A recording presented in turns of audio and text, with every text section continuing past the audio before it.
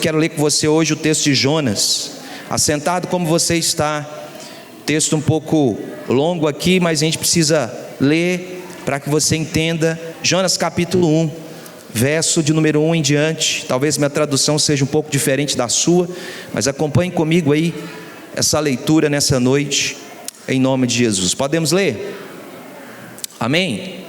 Diz assim: o Senhor deu esta mensagem a Jonas, filho de Amitai. Olha o que o Senhor disse: apronte-se e vá à grande cidade de Nínive, anuncie meu julgamento contra ela, pois vi como seu povo é perverso. Jonas se aprontou, mas foi na direção contrária, a fim de fugir do Senhor. Desceu ao porto de Jope, onde encontrou o navio que estava de partida para Tarsis. Comprou a passagem e embarcou para Tarsis a fim de fugir do Senhor.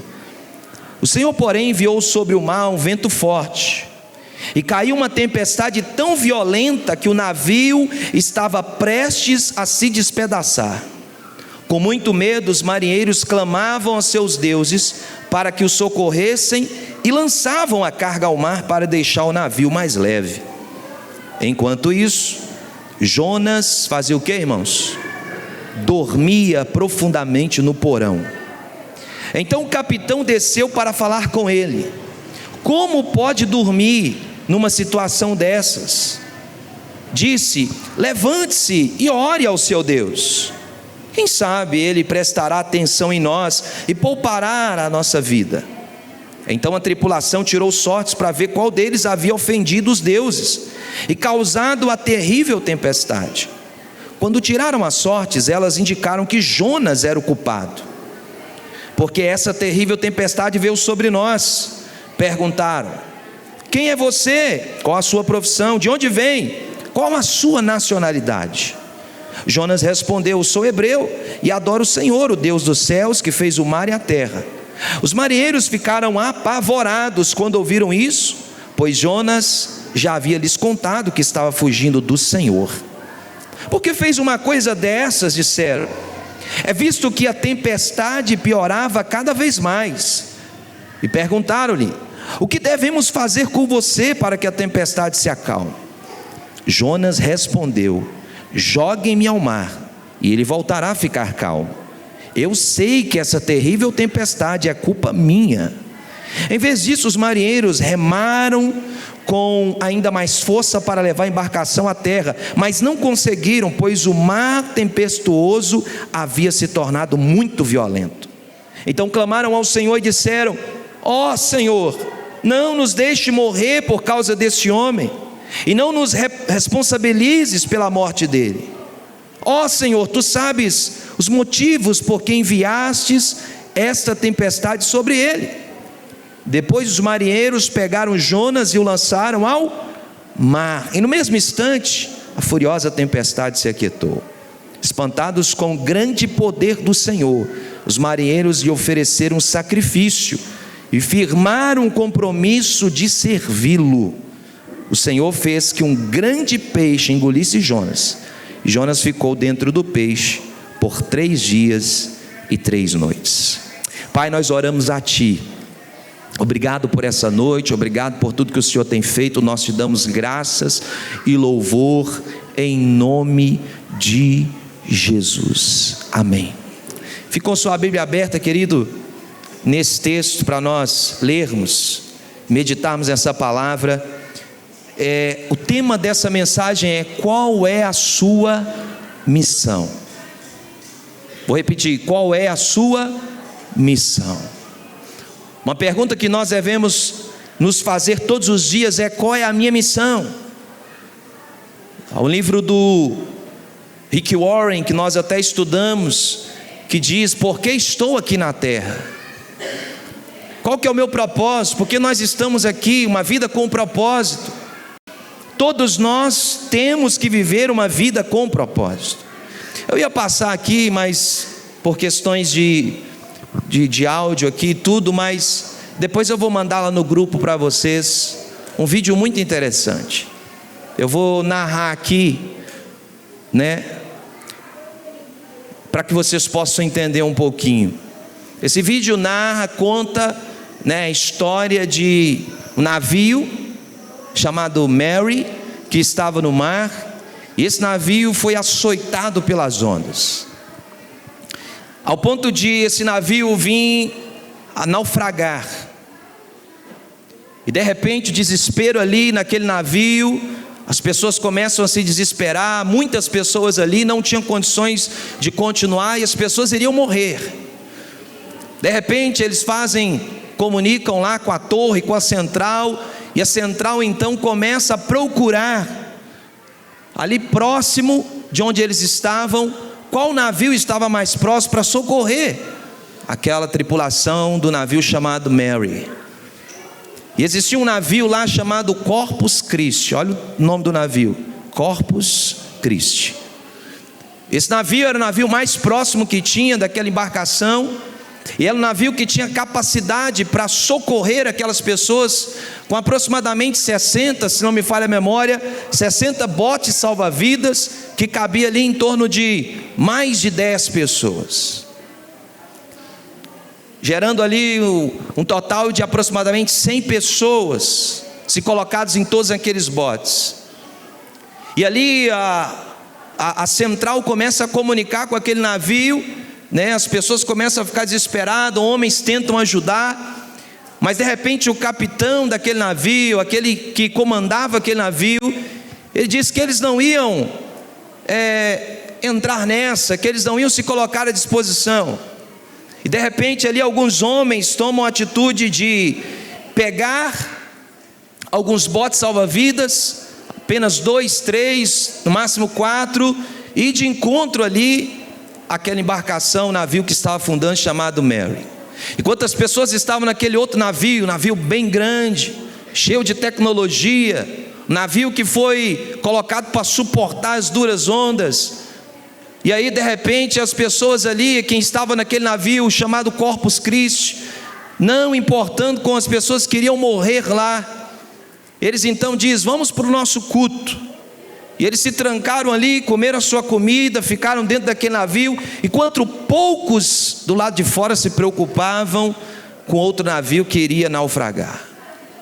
Aí uma frase me chamou a atenção, no final do vídeo.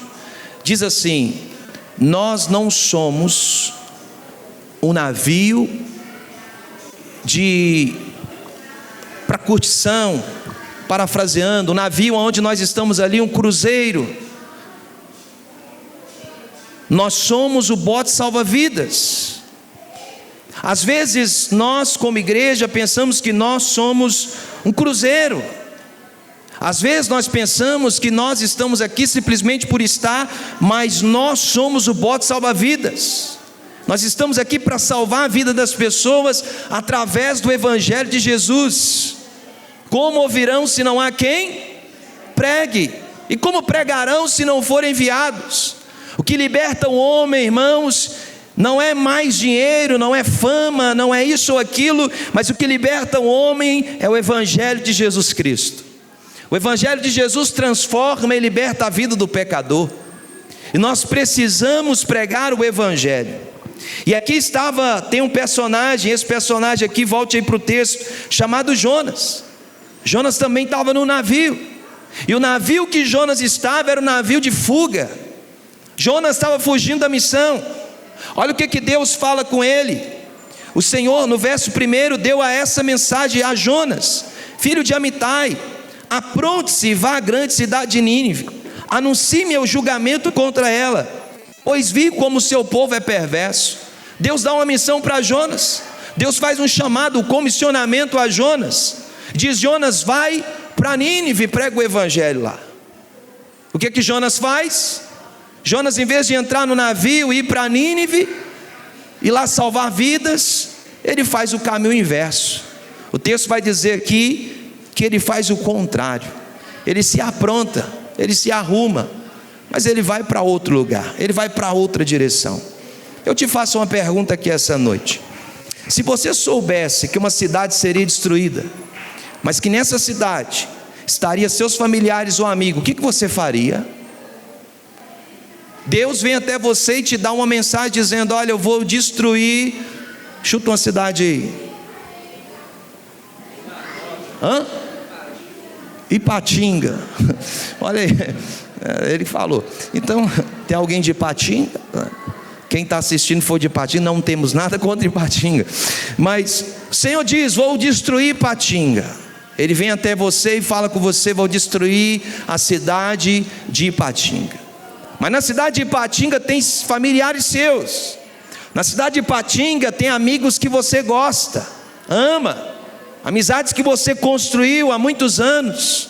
A pergunta é: você deixaria essas pessoas morrerem porque você sofreu uma frustração em Ipatinga? Ou você faria de tudo para comunicar essas pessoas? Lembrando que na época de Jonas não tinha WhatsApp, na época de Jonas não tinha internet, na época de Jonas não tinha televisão, na época de Jonas ele tinha que ir ou ir, não tinha outra, ele tinha que ir lá. Hoje nós podemos salvar alguém através das redes sociais. Às vezes pode se mandar uma mensagem, o evangelho está sendo pregado. Eu acho interessante as redes sociais, abro aqui um parênteses, para dizer que as redes sociais vai cooperar com o evangelho. Porque, irmãos, como que todo mundo vai ouvir o evangelho? Hoje nós temos a rede social, que se você coloca uma mensagem aqui, daqui a pouco o mundo todo, em questão de minutos, eles ficam cientes do que aconteceu do outro lado do mundo. O poder da rede social, mas naquela época não tinha isso. Deus estava contando com Jonas. E o que Jonas faz? O texto vai dizer, há uma expressão, olha o verso 3, há uma expressão que vai surgir no texto, que é fugir do Senhor. Por 2 vezes essa expressão surge aí no texto, está acompanhando comigo? Por 2 vezes essa expressão vai surgir no texto, a partir do verso número 3. E por que Jonas fugiu de Deus? Por que Jonas foge? O texto vai nos dizer aqui no verso número 1, ou no verso número 2, que primeiro Deus está dizendo que aquela cidade, o povo era perverso. Talvez Jonas está fugindo da perversidade daquele povo. Talvez Jonas está pensando com ele mesmo: aquele povo não é digno de receber o evangelho. E a pergunta que eu te faço é: você e eu somos dignos de receber o evangelho? Você e eu somos dignos de ser salvos? Não, irmãos, porque todos pecaram e todos carecem da graça de Deus. A prostituta, o ladrão, qualquer tipo de pessoa. Porque aquele que se arrepende e deixa, o que acontece? Alcança misericórdia. Então, talvez Jonas não quisesse, porque aquele povo era perverso, era maldoso. Alguns historiadores vão dizer que possivelmente os ninivitas mataram alguns familiares de Jonas. Os ninivitas possivelmente eles fizeram com os familiares de Jonas atrocidades.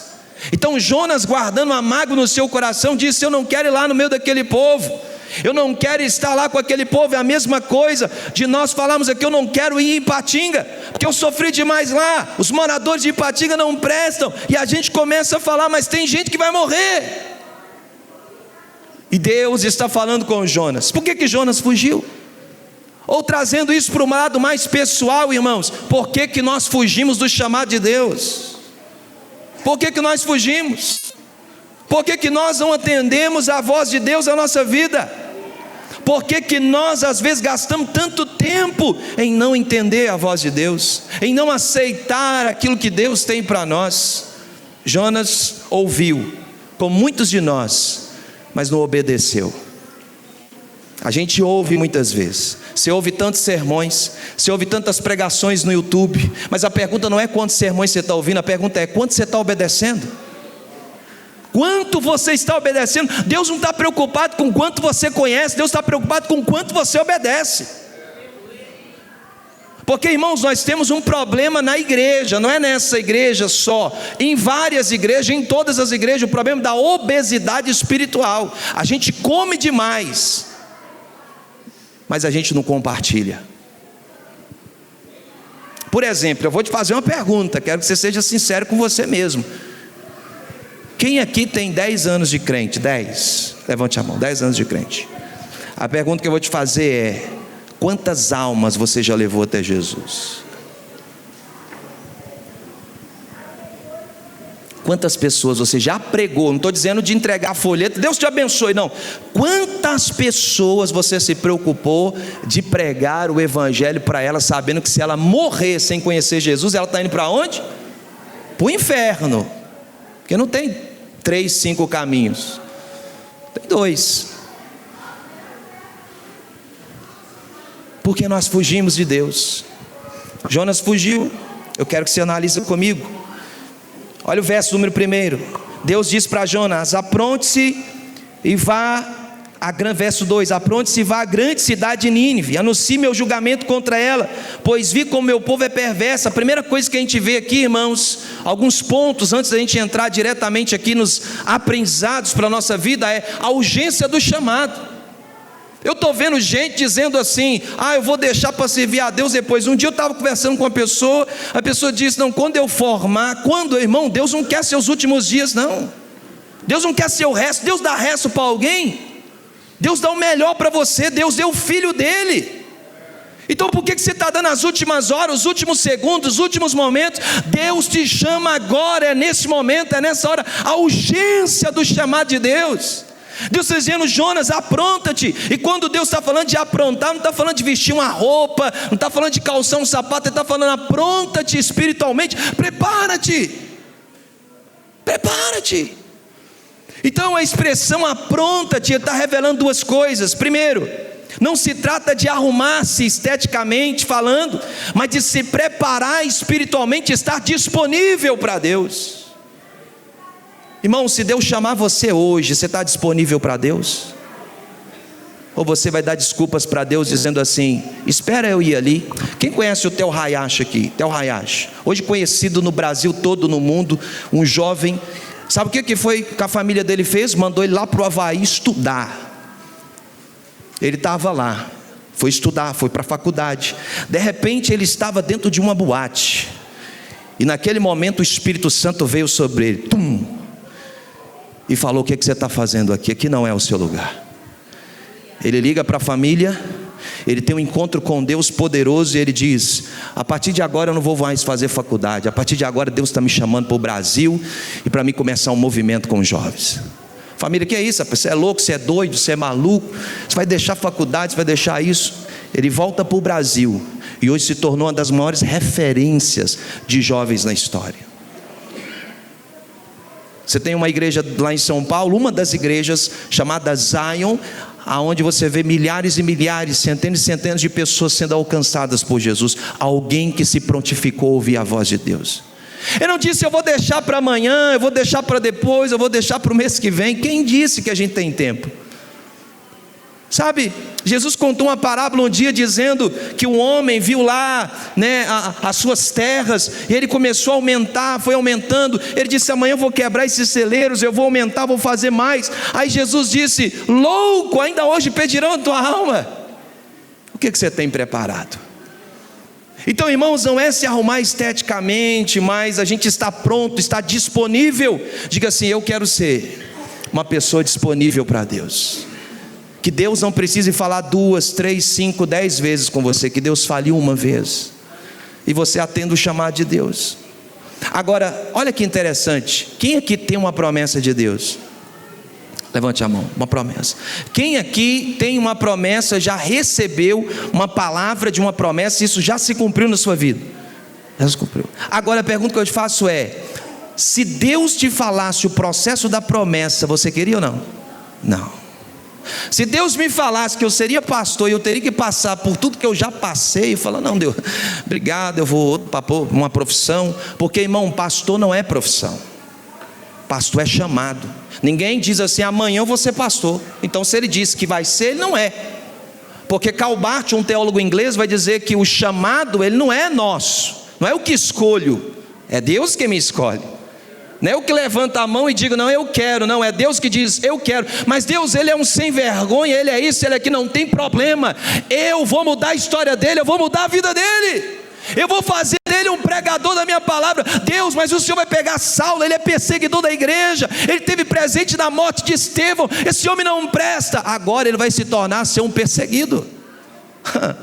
Então Deus, irmão, nunca vai, preste atenção nisso, Deus vai te fazer promessas, mas nunca vai te falar o processo. porque Ele sabe que te falar o processo você desiste. Então Deus vem com mel, passa na sua boca, ganha você. É igual namoro, você fala, meu Deus, meu marido, ai que mulher. Aí quando casa, né?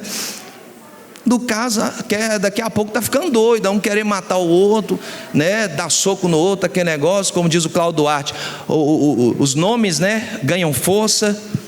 Então agora não é mais amorzinho, elefante, baleia, é não sei o que, e vai. Então, o processo é difícil, irmão. E nós estamos vivendo uma geração que é como Jonas, que foge do processo. Pessoas que não querem encarar a missão, o propósito de Deus para a sua vida.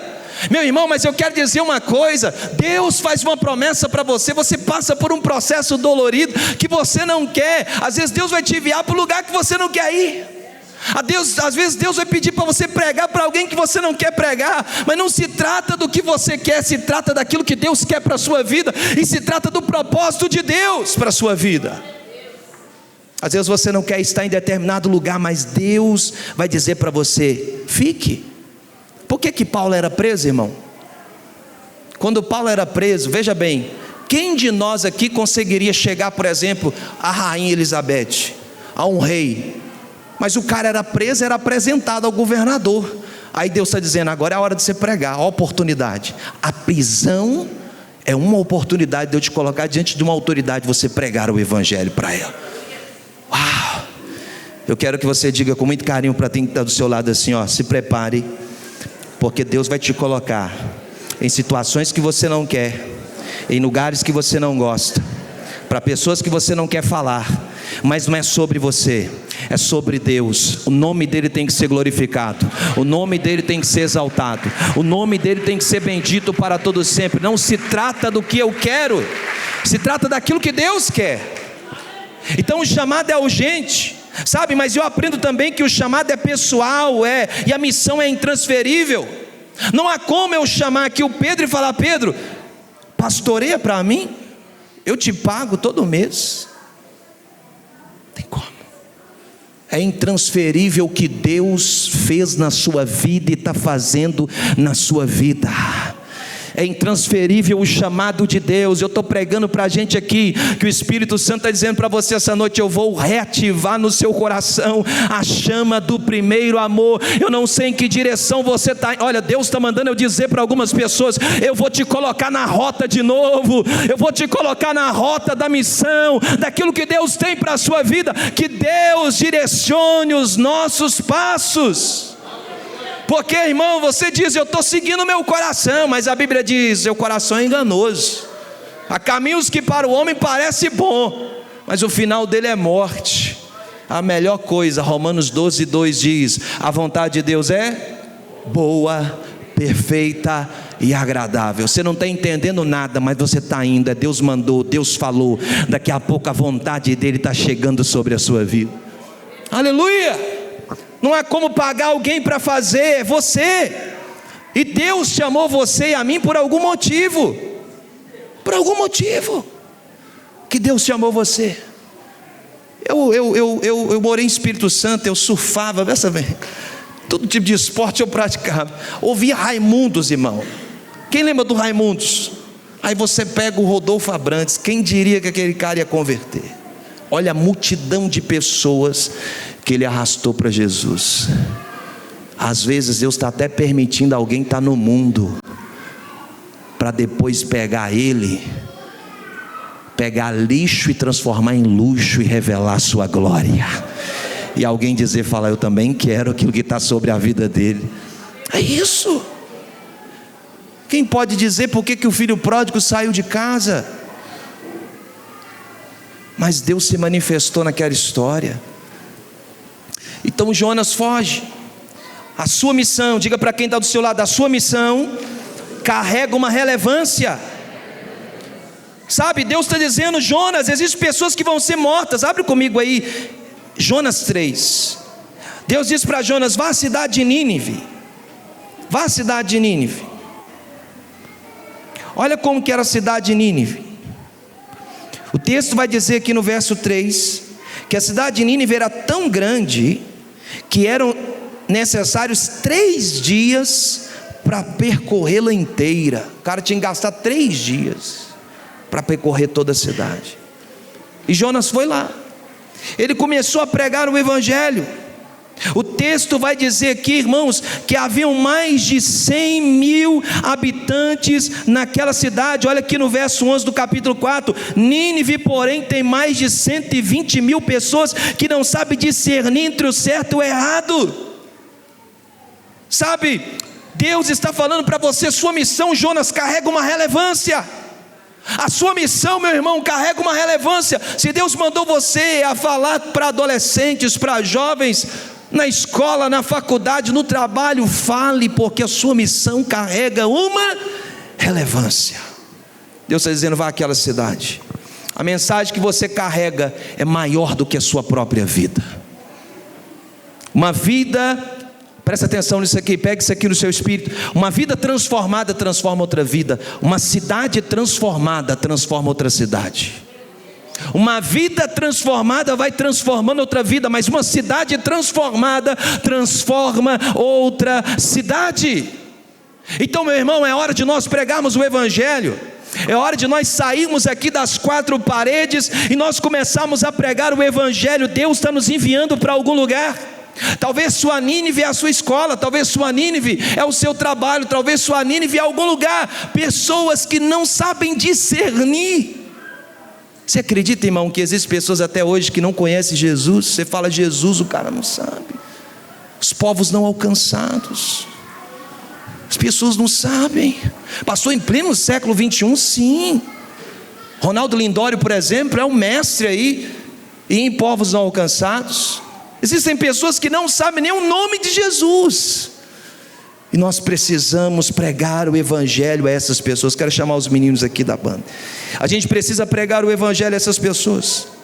E olha o que Deus faz, irmãos. Eu quero aqui partir para a gente poder ir para os pontos e encerrar. Primeira coisa, lições que nós aprendemos nesse texto. Quem está comigo diz amém.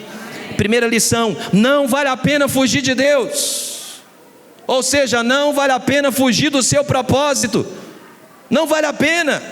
Primeiro, que a Bíblia diz que para onde nós formos, Deus está lá. Se nós subirmos o mais altos céus, Deus vai estar. Se a gente cavar uma sepultura e lá para baixo da terra, Deus está lá também. Não tem para onde fugir de Deus. Os olhos do Senhor estão sobre toda parte, está sobre toda a terra. Então não vale a pena fugir de Deus. Jonas se aprontou, mas foi na direção contrária, a fim de fugir do Senhor. A gente está indo na direção contrária. Quando nós falamos fugir de Deus, nós também estamos afirmando alguém que não deseja cumprir os propósitos de Deus, alguém que não quer realizar a vontade de Deus. Talvez você está dando desculpas porque você está fugindo de Deus, e possíveis desculpas que você pode estar dando: eu não tenho tempo, por isso que eu não me envolvo, eu não tenho tempo. Talvez você possa estar dizendo: eu não tenho paciência para discipular as pessoas.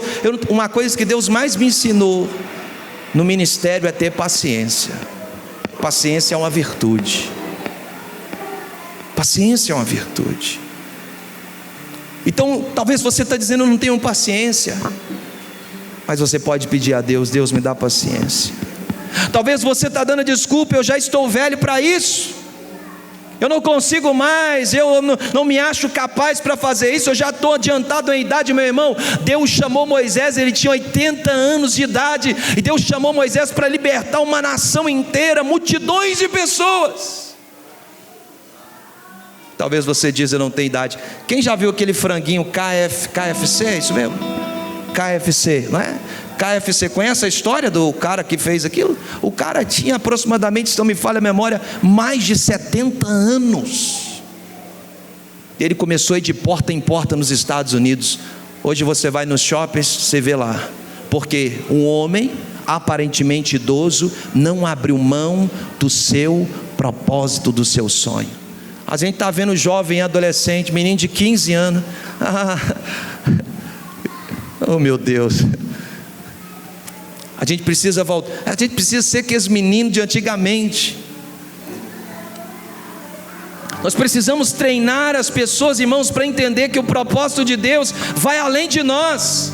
Então você não está velho para isso, porque o Senhor renova as suas forças, o Senhor te dá ânimo, te dá vigor, Ele te dá coragem, ousadia e autoridade para você cumprir o propósito. Não vale a pena fugir do propósito de Deus. Talvez você está dando desculpa: eu sofri uma decepção, por isso não vou me envolver mais.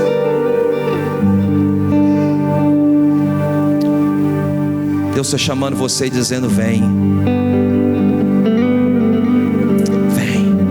Irmãos, todo homem, preste atenção, talvez você está dizendo: eu não me acho capaz, eu não posso, eu não consigo.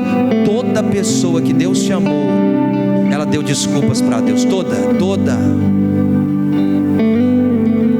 Moisés disse: eu sou um homem que não sabe falar direito, eu tenho um problema de gagueira. Ele chamou Gideão disse: eu sou o menor da casa. Você não se acha capaz, e glória a Deus por isso, porque de fato você não é. Quem capacita a mim é você, é o Senhor Jesus. É Ele que nos capacita. Agora deixa eu te falar uma coisa, com todo respeito. Eu era um cara que falava gíria, totalmente perdido, não tinha referência de pai, nunca conheci meu pai, não sei o nome do meu pai, a cor do meu pai. Vivi num ambiente totalmente hostil, perigoso. Mas as pessoas chegavam para mim e falavam: olha, Deus tem um plano na vida desse garoto, Deus tem um plano na vida desse menino. E eu recebendo palavras sem entender. E um dia eu tive um encontro com Jesus. Ele mudou meu vocabulário. Eu era uma pessoa extremamente explosiva, nervosa. Meu temperamento é sanguíneo, mas eu era totalmente explosivo, nervoso. Se eu andasse na rua, alguém olhasse para mim, sem brincadeira, poderia ser um cara grande, pequeno, eu parava e perguntava: você está olhando o que, irmão? Partia para porrada, pegava um paralelepípedo no chão, uma pedra, um pau. Porque uma vez eu apanhei na rua, cheguei em casa, meu padrasto me deu uma surra e disse: no dia que você apanhar de novo e você chegar aqui, você vai levar outra surra, resolve seus problemas lá. Eu cresci totalmente agressivo. Mas quando Jesus nos encontra, irmão, Ele vai nos lapidando. Quando Jesus nos encontra, Ele muda a sua forma de falar, Ele muda a sua roupa, aleluia. Ele muda as suas vestes, Ele muda a sua forma de ser. Ele começa a lapidar você, porque é um processo na nossa vida. Então existe gente que está lá na frente, outros estão cá atrás. Mas deixa eu te falar uma coisa: Deus está trabalhando em você e através de você para algo poderoso e sobrenatural.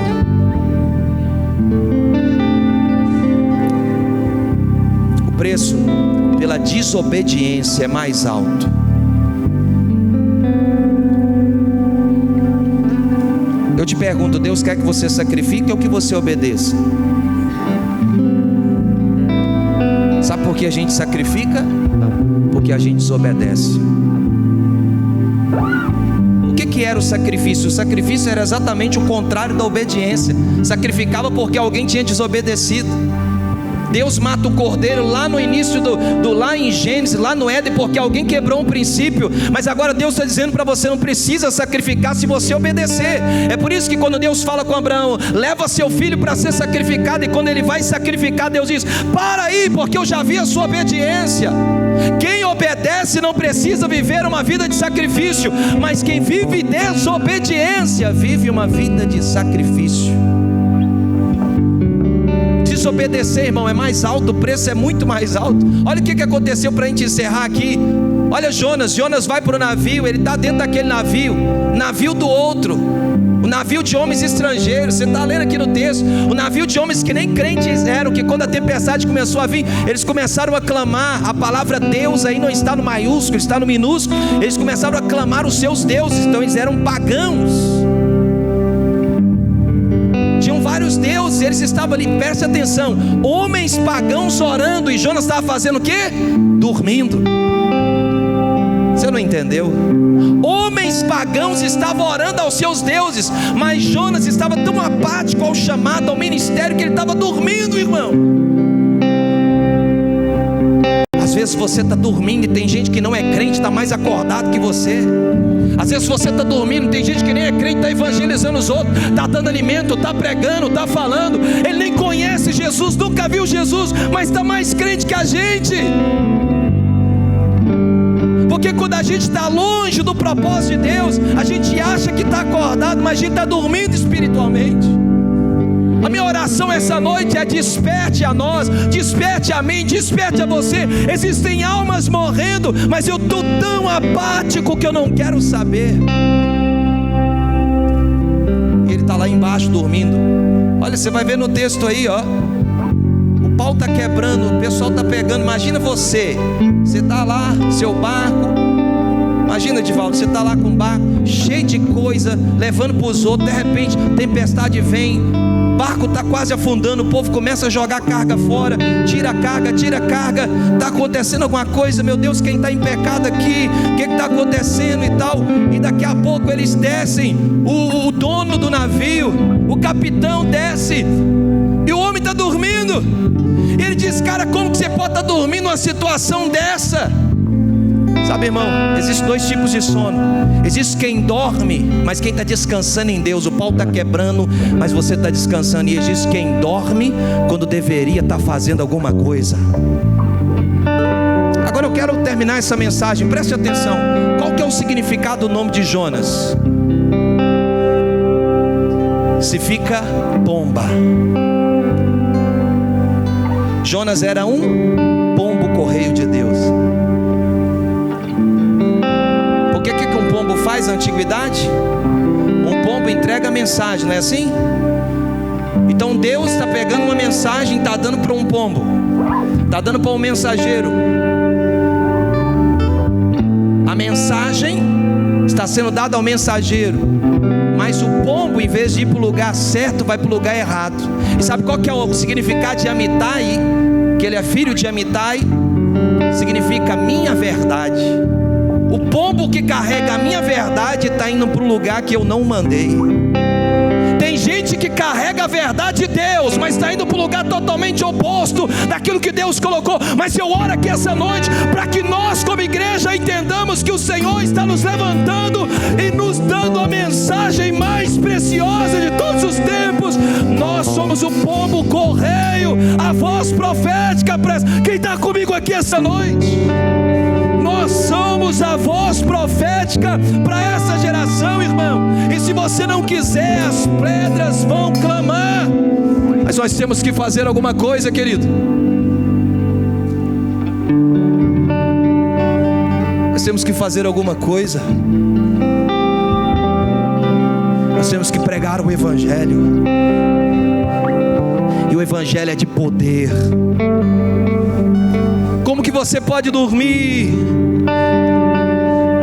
Eu leio aqui para a gente encerrar. Jonas, como que você pode dormir? Um ímpio, irmão, um ímpio está exortando um crente. Sabe, se você não entender a voz de Deus, você vai ter que entender a voz do ímpio. Deus vai falar na boca do ímpio para falar com você. Deus falou na boca de um jumento para falar com um profeta que estava fora da direção de Deus. Deus vai falar na boca do ímpio para falar o seu coração, para falar a você. Como você pode estar dormindo numa situação dessa? Olha o que diz o homem: levante-se e ore ao seu Deus. Quem sabe Ele vai prestar atenção e vai nos poupar a vida. Fica de pé. E visto que a tempestade piorava cada vez mais, perguntaram-lhe: o que nós devemos fazer para que se acalme?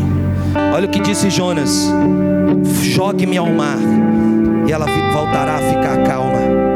Eu sei que essa terrível tempestade, ei, presta atenção, essa terrível tempestade é minha culpa. Irmão, presta atenção nisso, isso aqui é muito sério. Se você estiver fora da posição que Deus te quer, você corre perigo, e quem está do seu lado corre perigo. Por isso que você faz coisas que não funcionam. Porque quem está no centro da vontade de Deus, obedecendo a Deus, diferente, o oposto, José, tudo que colocava a mão, o Senhor abençoava. Por quê? Porque ele era inteligente, porque ele tinha feito faculdade lá em Harvard. O Senhor era com ele. Nunca fez uma faculdade, foi colocado como governador. Daniel, a mesma coisa. Deus o abençoou. Sabe por que o oposto de quem obedece obedece a Deus, o Senhor o abençoa. Ele nem precisa correr atrás de bênção. Ele está vindo aqui, a bênção vem nele, está colando, ele corre, e a bênção vem porque ele é obediente à voz de Deus. Mas quem é desobediente, vocês vão lembrar, quem era arteiro aqui? Arteiro. A mãe falava: meu filho, não sai de casa. Um dia, quando minha mãe falou isso, eu saí, roubaram uma bicicleta que nem minha era. Ainda bem que um amigo meu conhecia os ladrões, a gente conseguiu recuperar. Sabe, porque quando você desobedece, você sofre as consequências da desobediência. Mas quando você entra, irmão, no centro da vontade de Deus, vai te custar tudo, Deus vai te pedir tudo. Mas o mesmo Deus que te pede tudo, também te dá tudo. Oh, alguém está comigo aqui essa noite? Deus vai eu vim aqui como profeta de Deus essa noite para dizer: Deus vai reposicionar casamentos aqui, Deus vai reposicionar famílias aqui, Deus vai reposicionar pessoas aqui essa noite para cumprir o propósito de Deus.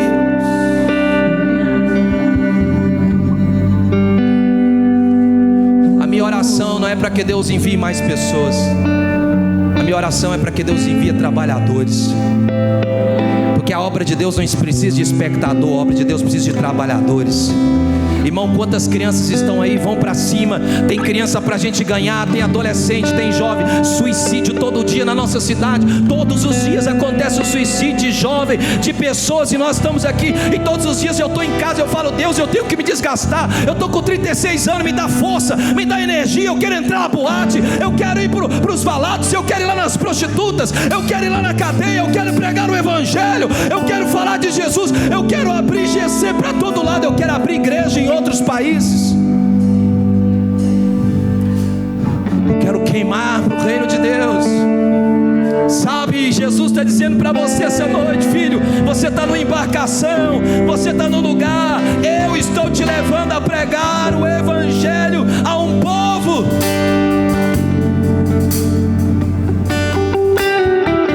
Saiba lidar com as suas crises.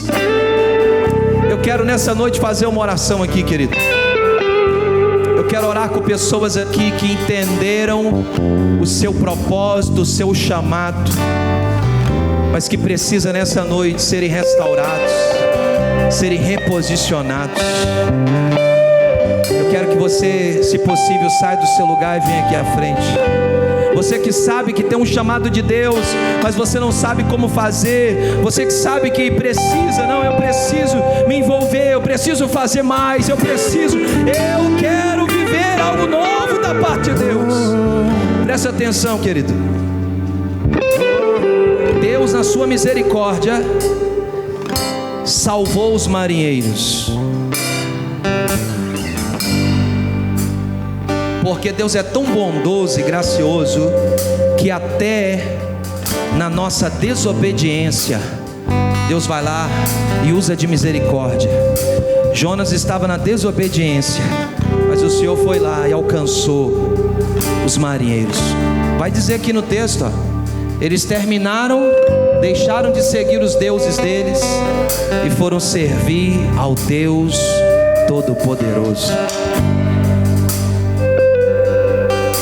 Eu quero te fazer um convite. Você que sabe que tem um chamado de Deus, está dizendo: não, eu preciso me reposicionar, eu preciso ir. Deus está me dizendo aqui essa noite: existem muitas pessoas aqui neste lugar. Enquanto os meninos cantam aqui, você tem a liberdade de sair aqui agora e vir, para a gente poder encerrar nessa noite. Enquanto você está ouvindo o que Deus está falando com você neste lugar, não é hora mais de perdermos tempo, não é hora mais. Deus nos chama para uma grande missão, para uma nobre missão. Eu vejo um povo tão distante, tão sozinho, buscando salvação. Eu vejo órfãos e viúvas, filhos pródigos, tão longe do Pai.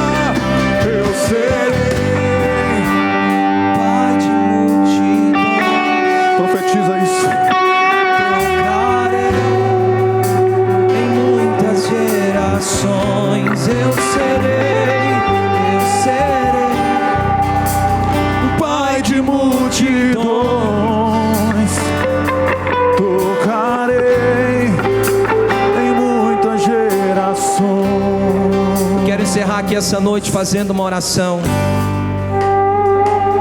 Eu quero fazer um último apelo aqui essa noite. A você que sabe que tem um dom, você que sabe que tem um talento, um chamado, mas você se sente frio, você se sente não cumprindo esse chamado de Deus. Eu quero orar para que o Espírito de Deus acende a chama no seu coração. Eu quero orar para que o Senhor derrame dom sobre a sua vida. Ou você quer viver algo novo no seu ministério, no seu chamado, se você puder vir aqui à frente. Mas eu quero orar aqui agora e a gente encerrar essa noite. Espírito Santo, Espírito Santo, Espírito Santo. Nós vamos orar aqui.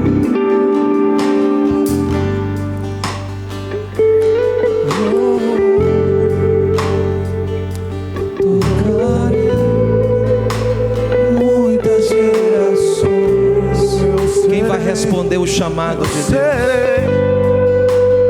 Pai de multidão. Quem vai responder o chamado? Tocarei em muitas gerações. Eu serei pai de multidões. Tocarei em muitas gerações. Eu serei pai de multidões, tocarei em muitas gerações. Você pode orar com alguém que está do seu lado aí.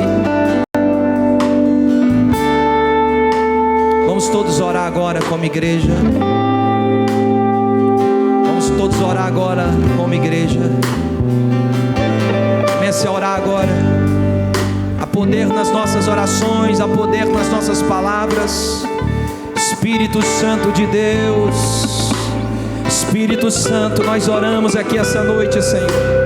Nós oramos por homens e mulheres que estão sendo chamados, não chamados a uma igreja, não chamados para talvez um ministério específico, mas chamados ao compromisso de falar do Evangelho. Esse chamado é para todos nós recebemos esse chamado. Então nós oramos agora, ativa Deus, no meio do seu povo, no meio da sua igreja, a urgência desse chamado. Nós oramos agora, Pai, quantas crianças, mulheres, ó Deus, adolescentes, jovens, famílias que estão se perdendo. E nós estamos aqui, Deus, como igreja. Nós estamos aqui talvez resistindo, presos a alguma coisa. Quem sabe existe alguém preso a alguma circunstância. Ah, Senhor, nós oramos agora para que todos os bloqueios sejam quebrados na autoridade e no poder do nome de Jesus. Nós oramos agora para que o Senhor levante homens e mulheres e coloque eles na posição que eles foram chamados. Às vezes o Senhor levantou aqui advogados que vão militar em alguma causa por aqueles que não têm condições. Às vezes o Senhor levantou aqui médicos, enfermeiros, trabalhadores, empresários, ó Deus, para militar em causas que um pastor não conseguiria. Então nós oramos, seja qual for a posição que o Senhor plantou, que o Senhor colocou os teus filhos, dê a eles agora ousadia, dê a eles agora, Senhor, autoridade, dê a eles agora, Senhor, poder, dê a eles agora visão daquilo que eles devem fazer, dê a eles agora orientação daquilo que eles devem fazer.